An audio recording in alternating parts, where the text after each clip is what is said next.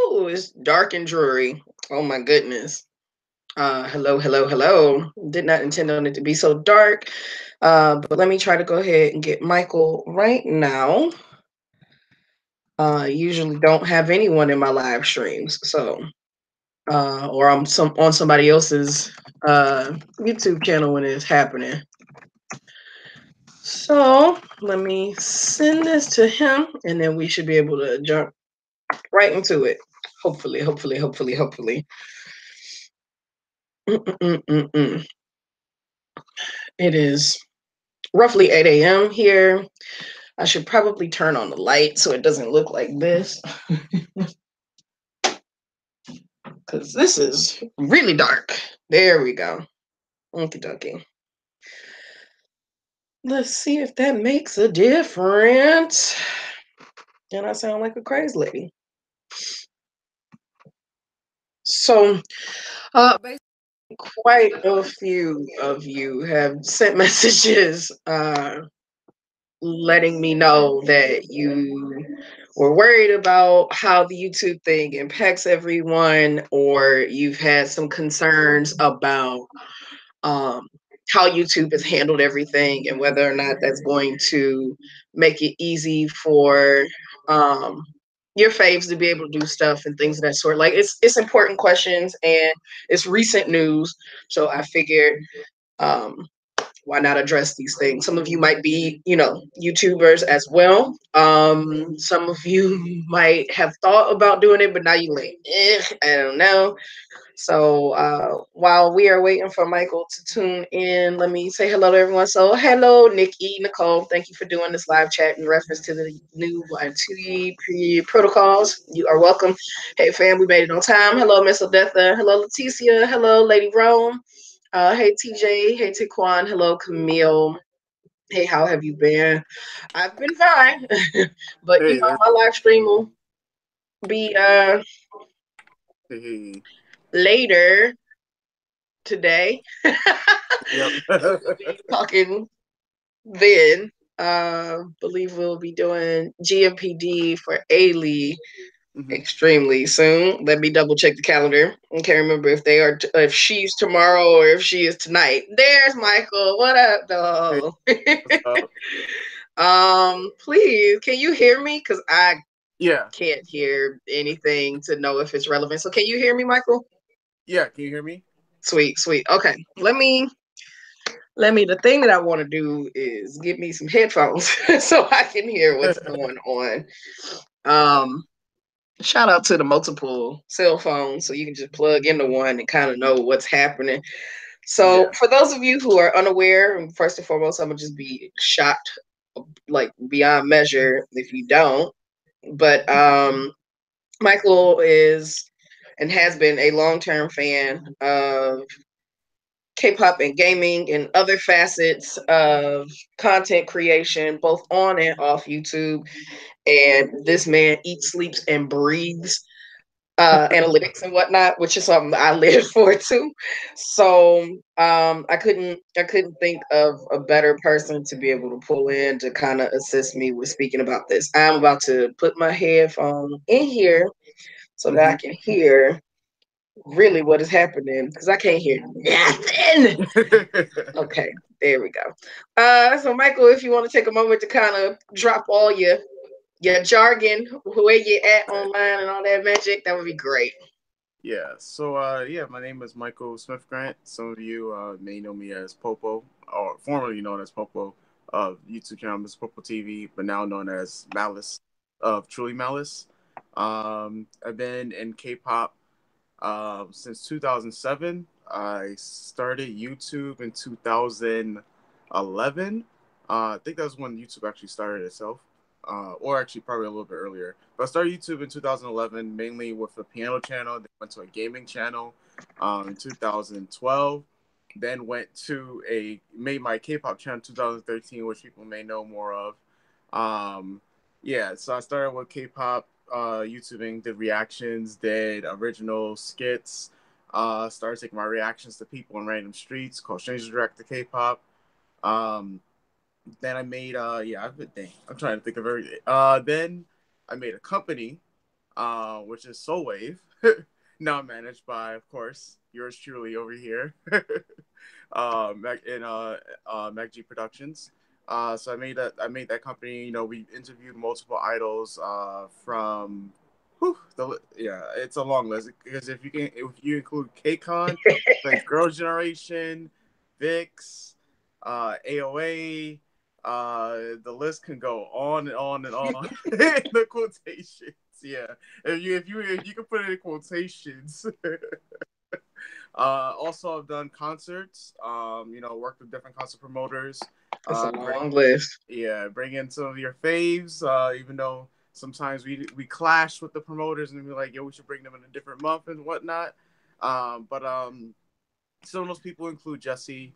Try to work on Shiny. Yeah, that was that whole thing was well, yeah, actually no, Shiny to come in for Harlow North. The event for Harlow North could have been much better. But yeah, I'm all over the place. Yeah, and now I'm back mainly with esports right now. But I'm back to YouTubing full time again, enjoying it this time around. Yeah, been I'm all around. Yeah. Yep, yep, yep, yep. Can you hear me all right? Yeah. Wait, Ash, you can hear me? Can you hear me? I don't know. Hold on.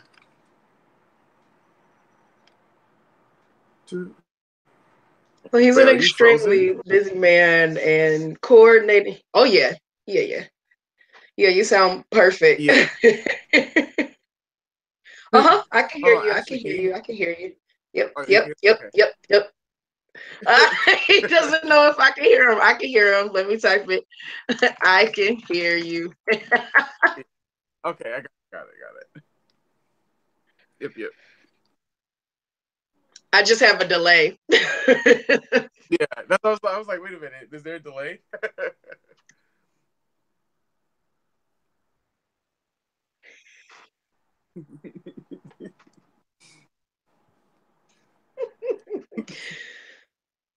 Okay. There we go. It's always a hardship doing live streams, especially when you got one person on the other side of the globe. Yes. Okay.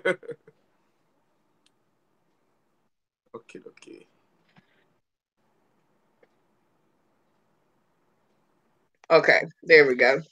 So yeah, there's going to be just a slight delay as I navigate everything. No problem.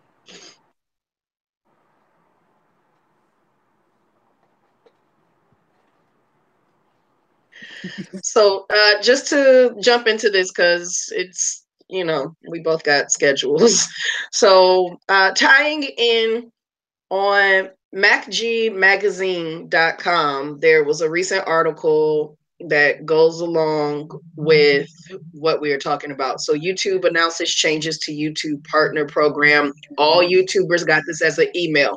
So on January 16th, YouTube announced that the YouTube partner program will change monetization eligibility requirements to 4,000 hours of watch time within the past 12 months and 1,000 subscribers. The change is effective immediately. In April 2017, the program eligibility requirements was 10,000 views over the lifetime of a channel. And the company stated that the change will allow us to significantly improve our ability to identify creators who contribute positively to the community and help drive more ad revenue to them and away from bad actors. Additionally, YouTube will implement this change across all channels beginning February 20th. Thereafter, all channels with fewer than 1,000 subscribers or 4,000 watch hours will be ineligible to earn money on YouTube. When these channels reach 1,000 subscribers and 4,000 watch hours, they will be automatically reevaluated under strict criteria to ensure they comply with our policies. New channels will need to apply, and their application will be evaluated when they hit these milestones. That's the full-fledged jargon. There is a link available to it in the article. You can also look for YouTube's blog, which is still on Blogger because Google owns Blogger, if you want to read it in its entirety. So now that I've given you the technical side of it, Michael, can you please break that down into possible layman's terms? Okay. So in layman's terms, for the bigger creators of the bigger channels on YouTube, they aren't really going to be feeling the wrath or changes of this. For the smaller channels on YouTube and those who barely started their YouTube journey, they're going to have to put in a lot more work to get any type of monetization ad revenue. Um, and also, for the layman's terms, it's literally killing the smaller channels, to the point where a lot of people feel that the gap towards becoming a YouTuber and the dream of living off of YouTube has become that much harder to achieve. Yeah.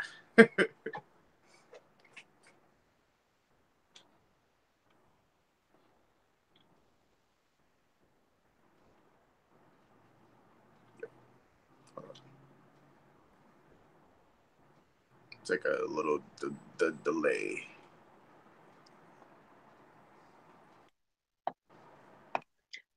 That's basically it in layman's terms. Where my side of it is, I think it's not just difficult for the smaller channels, but for larger established channels that have gotten to a point where they don't have to not public, but publish their videos as frequently. It's going to make it difficult for them. And quite frankly, a lot of these difficulties started coming a few years back, honestly, when we started allowing corporations, already established broadcasting behemoths, just giant companies, to establish YouTube channels. Mm-hmm. Yeah, I agree with that. I think the once YouTube started censoring in on the advertisers, and they want this whole family friendly type of deal. Once they started censoring on that, is where YouTube started to make a lot of these critical changes. More so, these I guess people are trying to say that this is the impact in the fallout from what happened with Logan Paul in his video as well, where they feel that, because Logan Paul, messed up, everybody has to get penalized for it. And I mean, of course, with the ongoing algorithm changes, this was I mean, YouTube tries to change every single year. I watched another YouTuber named Daryl Eves, and he said there was over 30,000 changes last year that YouTube didn't publicize. But if you look at one of their blogs, you can see all the different mechanical changes that they were doing to the algorithm. So they're just, I don't know, they're making it harder every single year.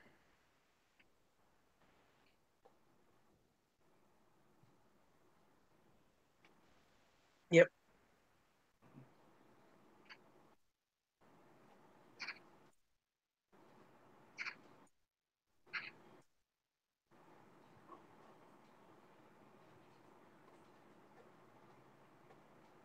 He was actually one of the channels that I was going to reference as a suggestion for people to check out who are really intentional about it. Ultimately, yes, there's some negatives to all of this, but let's be real about it from a business standpoint. YouTube is a business platform. It is the second largest search engine in the world. It only actually falls behind the only thing that owns it. Google's number one, and Google is its mama. So you're going to have people who fall into hobbyists and people who fall into trying to establish this as a actual career, and that's going to weed out people who don't have the time, the equipment, or the tenacity to make it happen. um Before we start actually like dropping names of people to kind of suggest, let's kind of look at some of the questions that are in here, because we can go all over the place and start really talking shop and it could confuse people. No problem.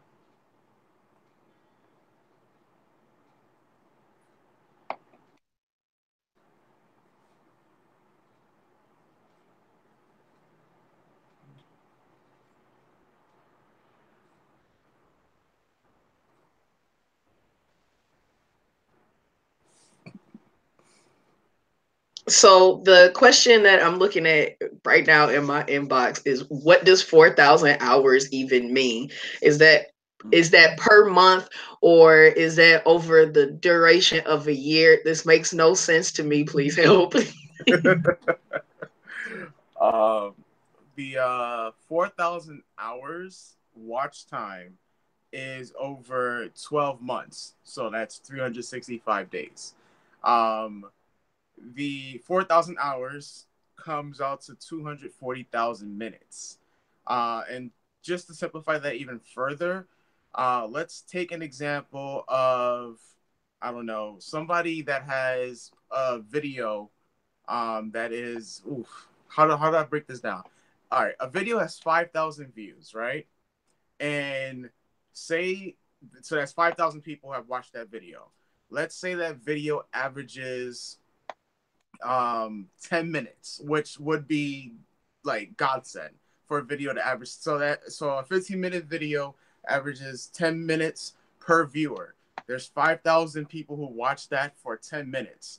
So doing the math, that means that's 50,000 minutes that has been watched by those, and combined for that one video, for that one video, 50,000 minutes have been watched.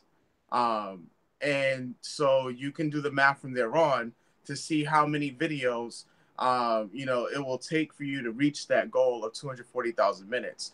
YouTube is no longer just about the views, it's all about the watch time and the retention rate now. So people, beforehand it used to care about, well, how many views do you got? Now it's about, well, how long are people actually watching your videos? Because if you could have a video that has 1 million views, but people only watch it for the first 30 seconds. And that's terrible compared to another video that has 500,000 views and people watch it for 3 whole minutes. So that's what they're looking for. So YouTube will, YouTube promotes those videos that have higher watch time. And that's the main goal. It's all about the watch time right now.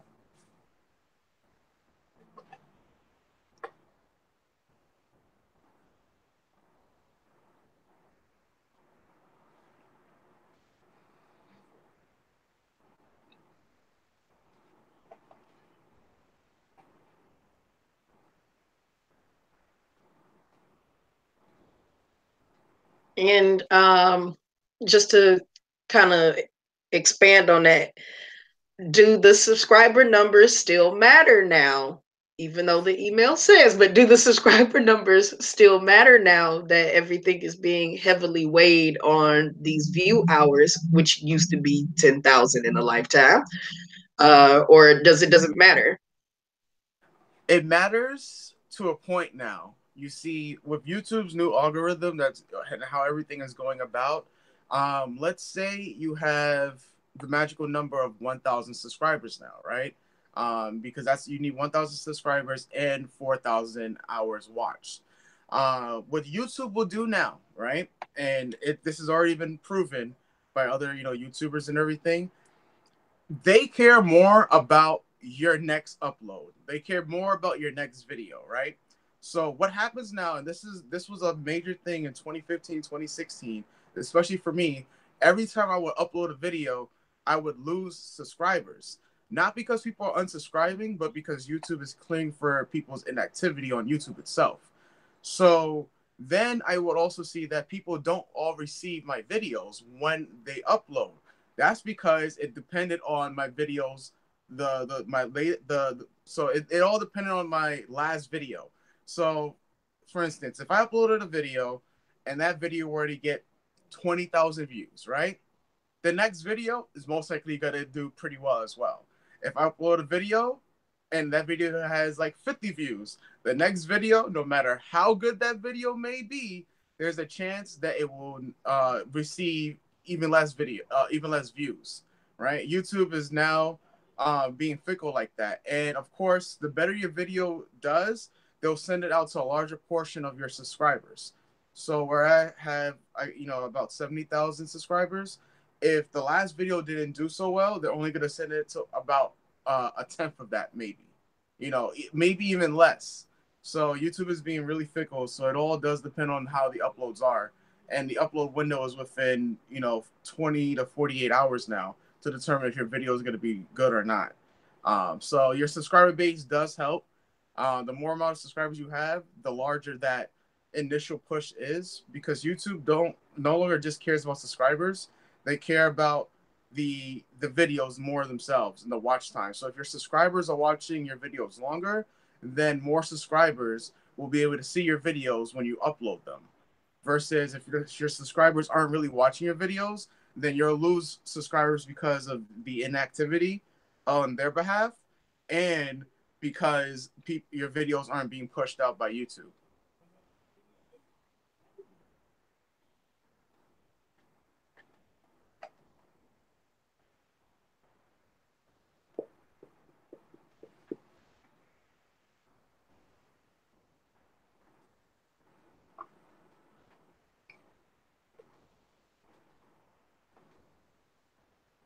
And that is why some of you who are in the chats right now, as well as other ones, are like, why are people unsubscribing from my channel? Like, I haven't done anything.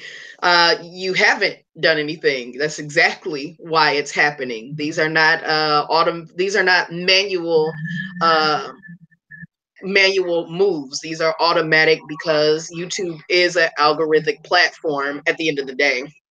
Uh, Another question that I keep getting from people is, I never see you in my YouTube suggested page or the home page anymore. That transitioned at least a year ago at this point, perhaps two, where you would predominantly be on the main page of YouTube or at least suggested, and that has changed a little bit. So being a subscriber and clicking that notification bell is definitely something extremely important. Um, and I know the delay, like I know it's getting a little weird, y'all. I can hear the gap of silence that's going on, but just hang in there, you know. I'm in Seoul, he's in New York, so we're working it out. Um, Another thing that I have as a question, hold on, this isn't an email, it's a DM. This comes from this comes from an account that's asking, um, what are some ways or who are some people to check out to kind of help me keep my channel going? So, who are some other channels or some websites that you know of, Michael, that you look at that might be a good resource? Okay, so some of the people who I really started looking to and actually conversed with, one of the top people is Daryl Eves. His channel is one of the most informative channel when it comes to a lot of things dealing with the YouTube algorithm. Between Daryl Eves and Tim Smoyer, those are two YouTubers who I've actually watched for about 4 years, even I think almost probably 5 years since I started YouTubing.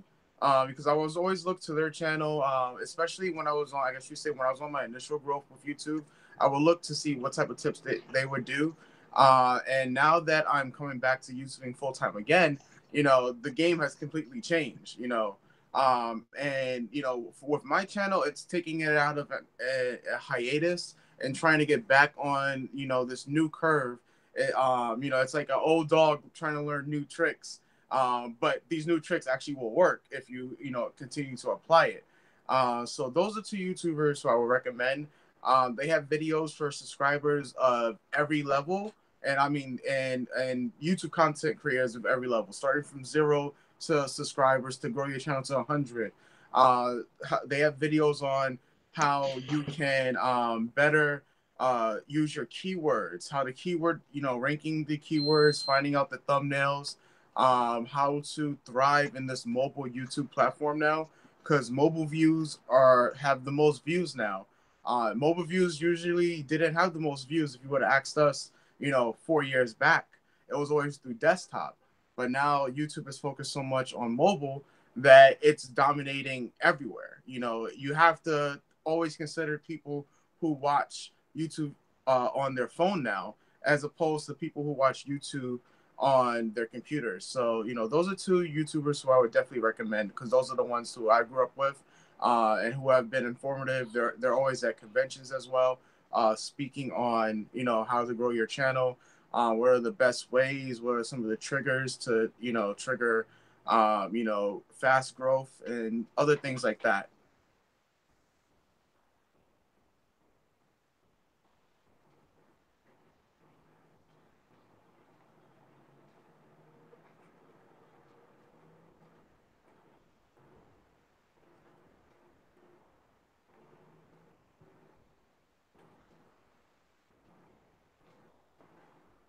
So he said Tim Schmoyer, Daryl Eves. I put their names in here and I'm getting ready to hit send on that. I also suggest checking out Roberto Blake, video creators, and Nick Nimmin.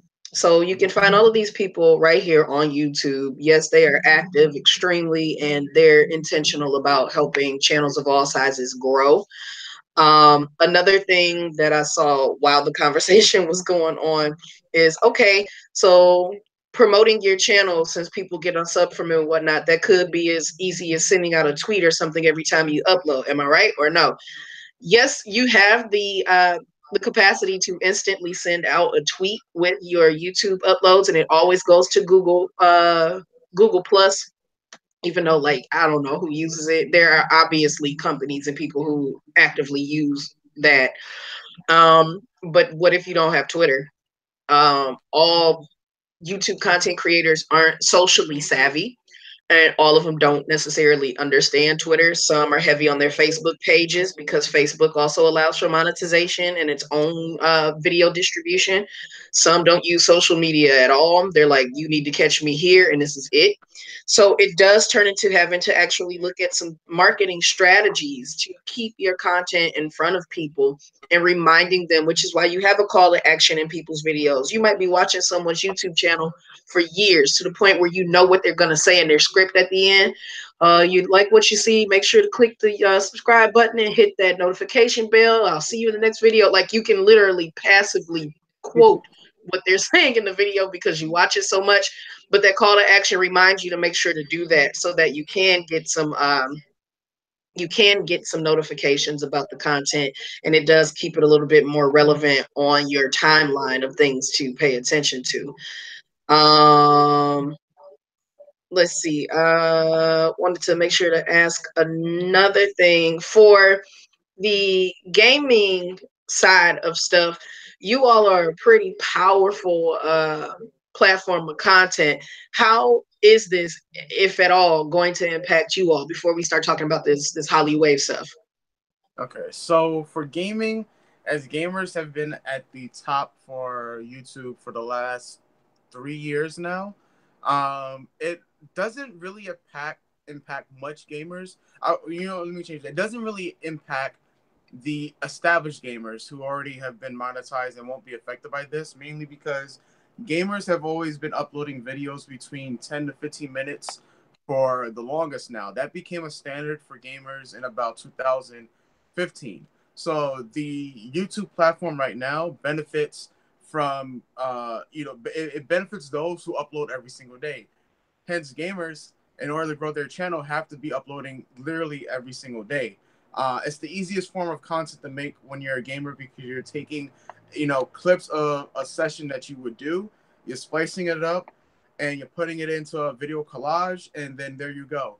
When I, as a gamer, can take a 6-hour live stream that I've done or 6-hour gameplay that I've done, and if I finish a game in that 6 hours, that is a lot of video content that I could spread out throughout the entire week, even a month. If the newest Dragon Ball Z game that's coming out next week, Dragon Ball Fighters, that's a fighting game. And every single day I can put out footage of my wins and losses, whether they were hysterical or whether, I completely got demolished, people will still watch it. And that's still a 10 to 15-minute video. So for gamers, they've always have been in that realm where they can upload consistent content. For other creators, it's not as easy. That's why reaction channels have become more popular than ever before, mainly because you can literally watch another person's music video, say your actions and say your words, and if the video is around 10 to 15 minutes, that's YouTube's golden time right now. And that's why people were doing more and more reactions to everything. I mean, where we just thought the K-pop community was going to be huge with reactions, you now see it happening throughout multiple different communities have a huge reaction community following. And for this new type of platform that YouTube is doing, it's going to favor those channels that can put out videos nearly every single day. Hence, somebody that can do a reaction video or review every single day will benefit in the long run. mainly because that's new content, and all YouTube really cares about is the video IDs that are going out. So a video every day, you're creating a new video ID. Hence, YouTube will continue to push you more than they'll push others who post less. And that consistency range that YouTube is looking for is 3 videos a week.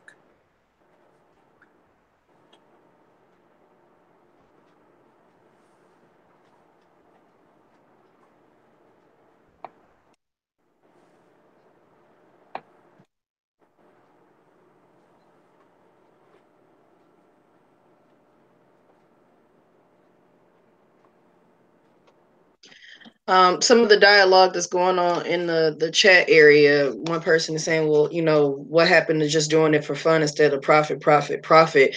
There are still people who do this for hobby stances. Case in point, MV reactors, because they are not compensated. You cannot monetize the videos whatsoever. Unless you are Universal Music Group or one of the large distributors of music, you are not able to monetize that. So it is about the hobby. It is about the fun of it. But hobbies can be expensive. And I don't know too many people who have a hobby who eventually don't look at some means of making some type of compensation from it, even if it is just gas money. Now, for the Hallyu Wave genre, it might be very discouraging for those who are coming into it just now, who want to do reactions, or they want to talk about dramas, or they want to do song and or dance covers, or whatever type of commentary. They're going up against the likes of much larger, much established channels. What are some ways for them to possibly grow their support system on YouTube, Michael? For how you YouTubers, as you said, it's going to be a much harder field to originally get into than beforehand. Um, a tried and true formula still is reaction videos.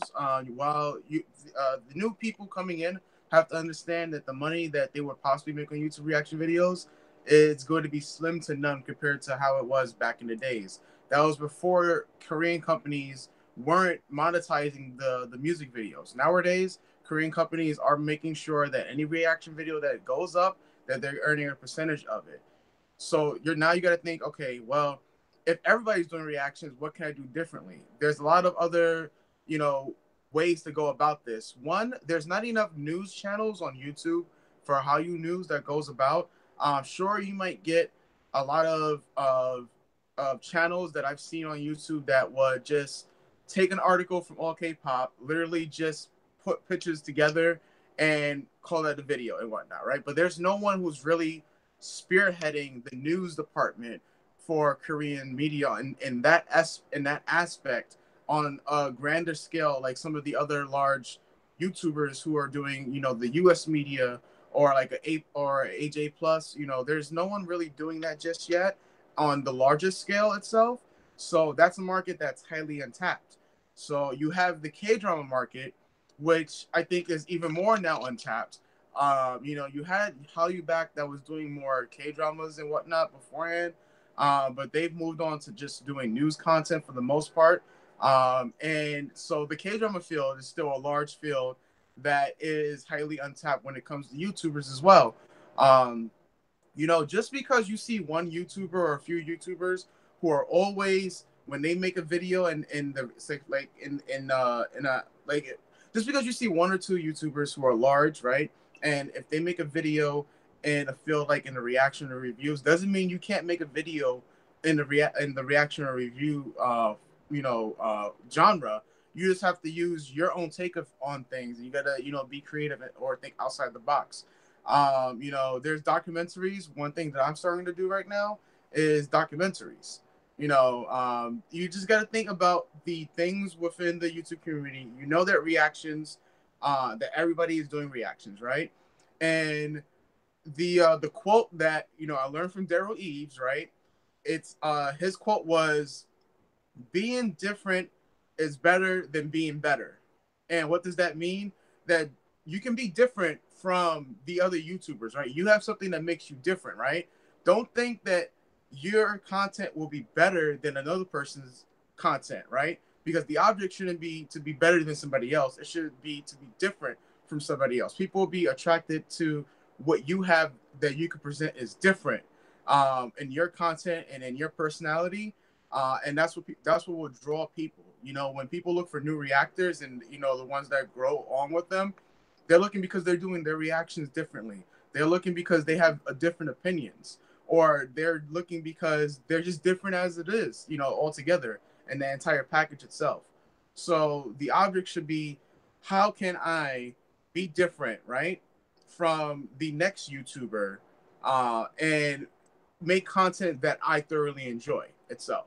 Because people don't want to see carbon copies. You know, there's enough carbon copies all over the YouTube spectrum, so they want to see who you are and how you present your content yourself.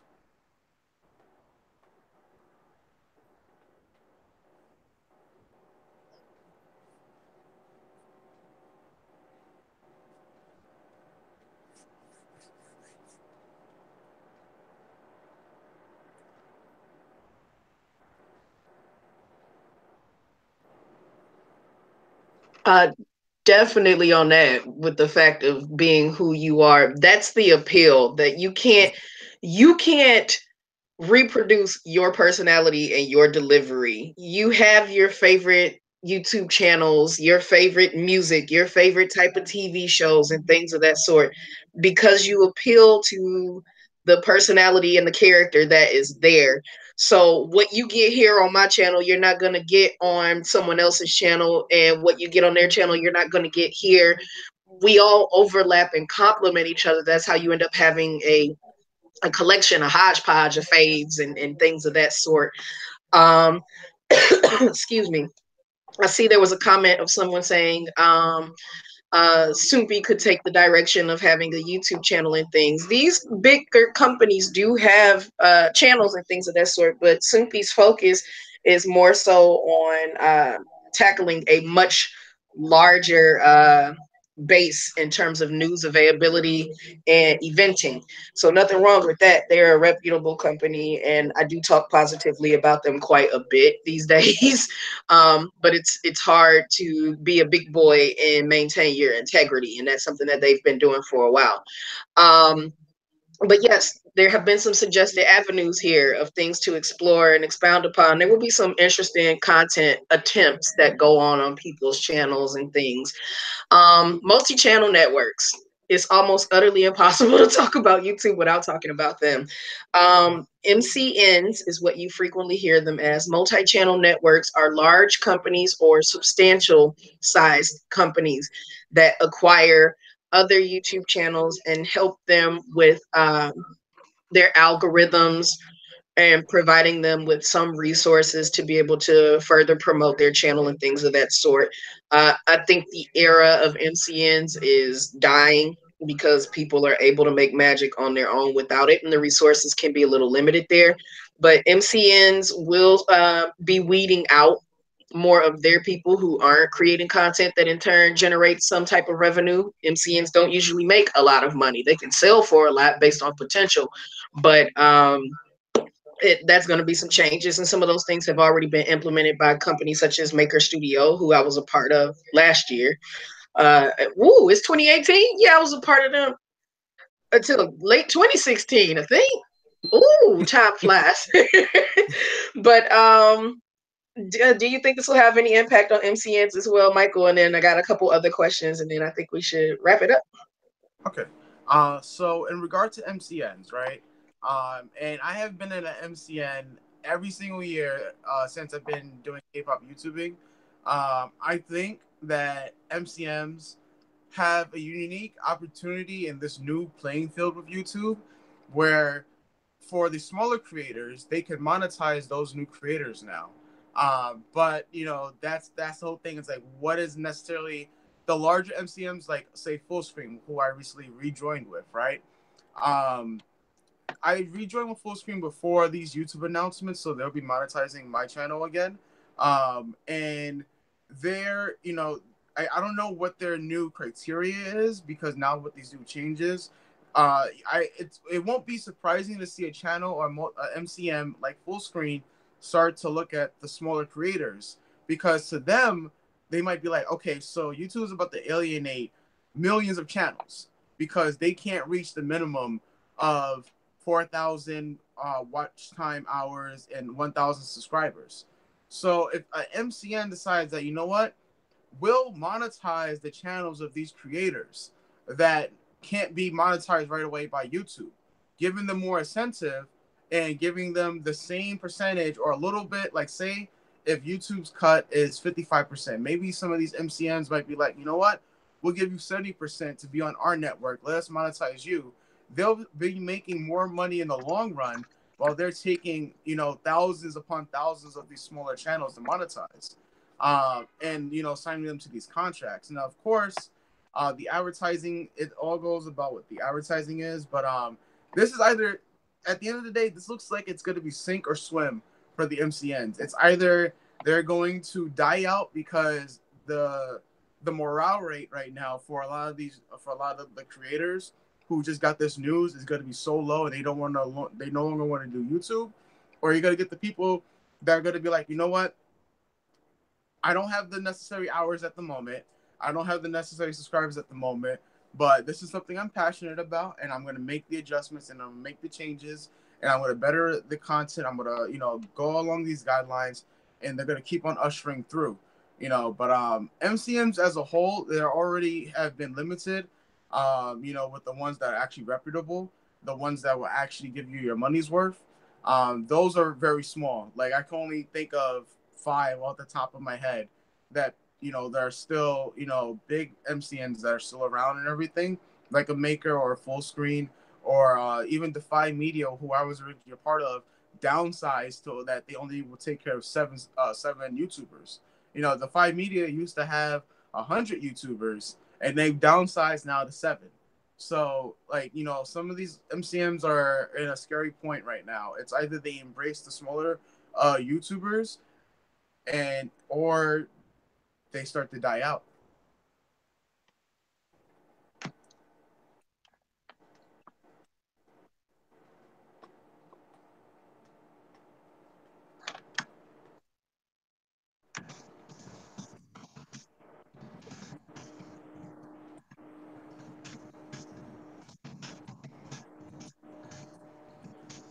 I have a few people who are distraught about what's going on in the live chat. You all must be new to my channel. You don't have to respond. Trust me, I'm very quick about blocking and reporting. So you just enjoy the live stream for what it is and go on about your business. It's no reason to send any messages to them. I move through and moderate very, very quickly. So the other thing that I want to make sure to note is that the big question, and this was something that was brought up earlier this morning by some people in my team. Okay, so this is almost a penalty and a slap on the hand to the little channels because of the things that larger channels are doing, and that doesn't seem fair. Whereas my argument is YouTube has been calming and weeding through the problematic things for a good chunk of time. And now this is yet another step in the direction of being able to weed things out and make it a more positive platform. Um, do you think this is quote unquote the end of YouTube, or is this just the beginning of a new era? This is by all means the beginning of a new era. I know a lot of people are probably not happy that we're probably saying that it's a new era, because you know YouTube is a platform that has been around since 2000. I want to say 2007, and they have been trying to fight the clickbait war forever. They've been trying to fight the, you know, a lot of sexy, over sexualized thumbnails forever. They've been trying to fight, you know, the black hat. That's what they're called, the black hat techniques of buying views, and you know they've been trying to combat every single way that has been used to exploit their advertisers. YouTube is nothing without their advertisers. YouTube will die when advertisers are like, you know what, we're done, because the advertisers pay for all the employees, the labor work that it does to keep up their systems, all the man hours and uploading and the bandwidth that they got to pay, which is several hundred thousands of dollars. You know, this is what the advertisers are paying for. And so then you figure out of those advertisers, you know, the money that they put, then that goes into the YouTube system so that we can have these creators who can create content every single day. You know, like YouTube has so much on the back end and they're trying to make their system much better. Yes, it's at the expense of everybody in the long run. You know, while this move hurts, of course, people who are making, I don't know, if you have 4,000 watch time and 1,000 subscribers, at most a lot of these YouTubers were making around $10 a month, right? Or maybe even less. It depends on how the algorithm was for the watch time hours now. So this, you know, it's a double-edged sword because it might kill off motivation for some YouTubers, but it also might be like, you know what? Now I know what I have to do next in order to, you know, improve my content to fit in the means. Because YouTube wants to see more quality content versus quantity now. You know, long gone all the days where a lot of these YouTubers or say these YouTube channels will just actually steal other people's content and re-upload them with no credit or anything. These people will literally just take our videos and re-upload them on another channel that might be larger than ours and reap all the benefits. You know, that's the issue that's going on with Facebook as it is, where people will take videos off of YouTube, splice them down, and they'll get millions of views, and they actually get paid for that. And you see nothing coming to the actual creators. So, in that regard, YouTube has been trying to fight this for the longest. They haven't gone around it with the best. They haven't. They have not done a good job at going about this at all, though. At the end of the day, like as it is, while in the long run, the impact is going to be more positive. Right now, for what YouTube has done and the way that they have done it has been terrible. You know, in their like, because this is something that they just sprung on everybody, right? Nobody likes surprises. So this is one thing that when people are like, okay, so wait a minute, you're literally killing my channel. Like I gotta work extra hard to get to the point where I need to get this amount of subscribers. But you know, with this mind frame, right?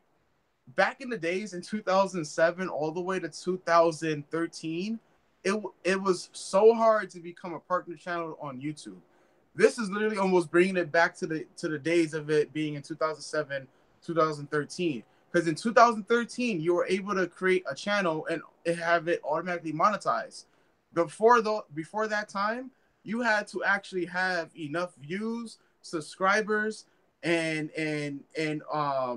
average a certain amount of views per day in order to be brought into the YouTube partner program. And that's how it was. Like, you know, when I first started off, I had to have with my gaming channel. My gaming channel, I think I had 10,000 subscribers, and I think almost 250,000 views before I was accepted into that to the YouTube Partner Program. Before they made the changes where everybody could be monetized. And I guess when they did the whole thing where, you know what, everybody could be monetized, they saw how people would exploit the program. Because I'm talking like back in the days, 2007, in order to get a lot of money from YouTube, all you had to do was just go to your YouTube video and click refresh. And as you click refresh, you would get another view. And that would add up for more money that you can get. And yeah, there were so many ways to exploit YouTube back in the days, and they're trying to refine it so that they don't get exploited anymore.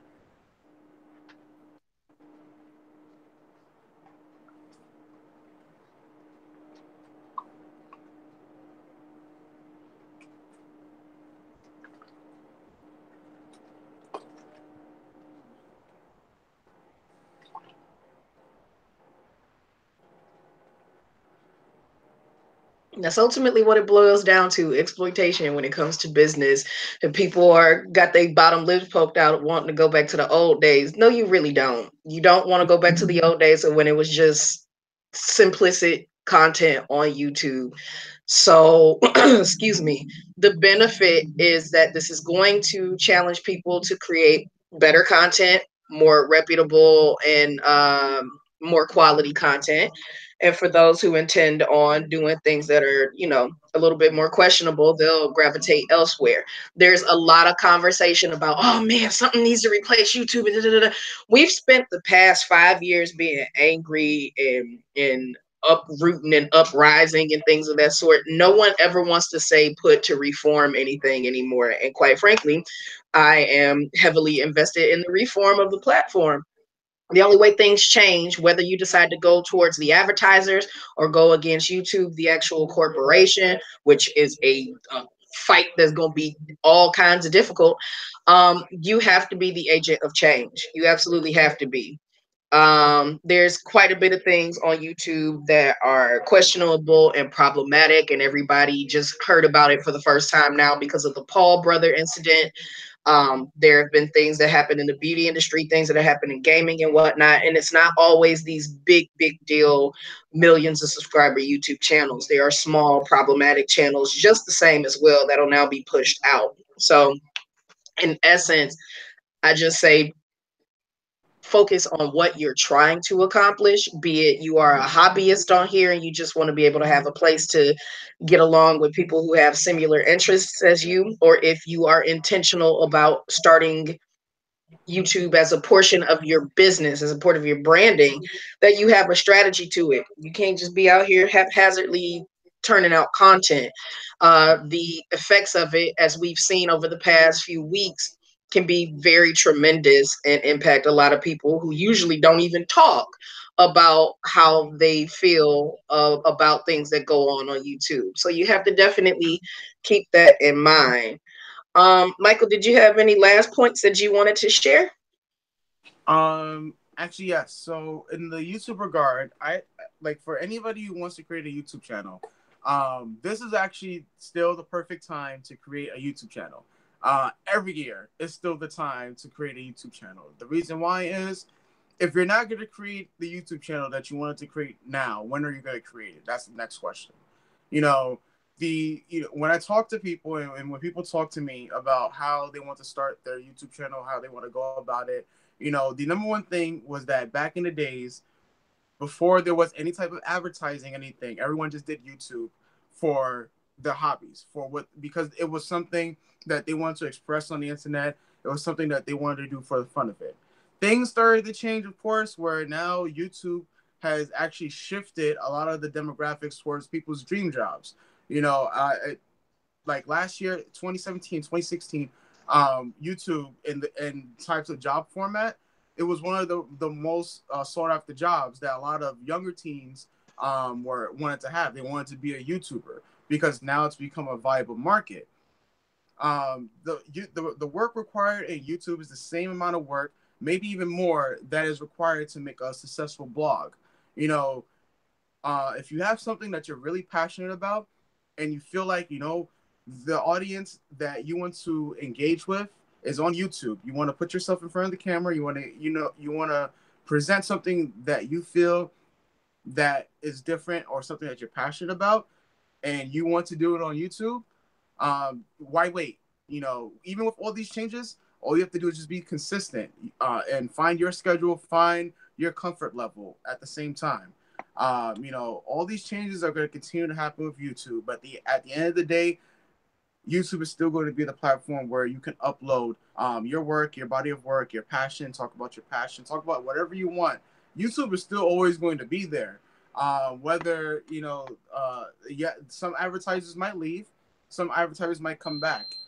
The system is always going to keep on changing, but the number one fact is that YouTube is still going to be there. And your passion will also be there. So if your passion aligns with YouTube, then I say start YouTube. Don't get into YouTube just for the money. That is the number one wrong reason to go about YouTube, because then you're gonna have bad practices, and it's going to become more of a hassle than before. Like it's when you're trying to create a website, it might become more of a hassle. So if you're thinking of YouTube as just, hey, this is an easy money thing, yeah, YouTube is firm in saying that no, this is not just an easy money scheme. You got to be passionate and you got to be willing to put the man hours into it as well.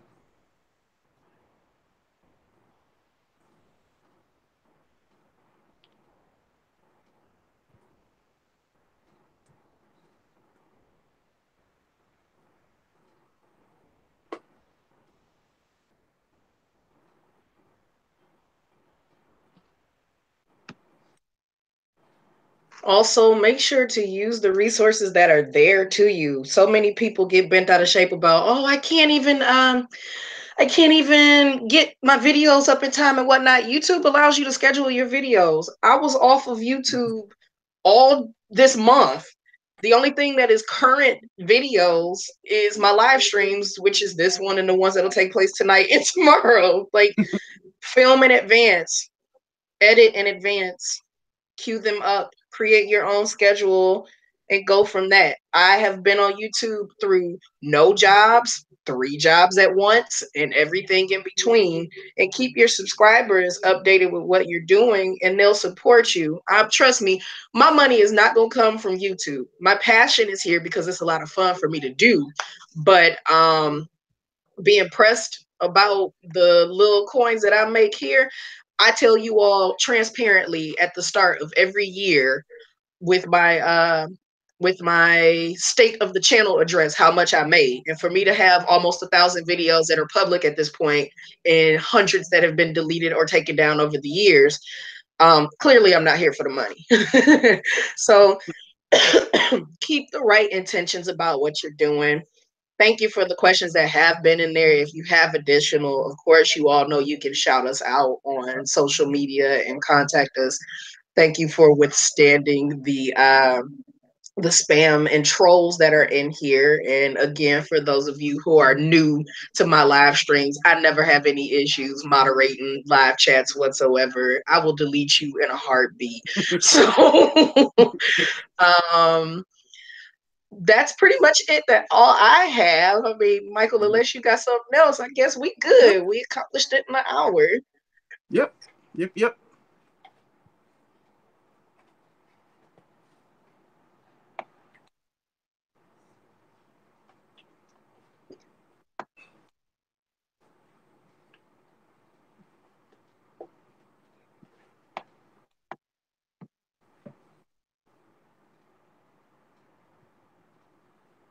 Sounds good. Thank everyone. Thank y'all. Thank y'all.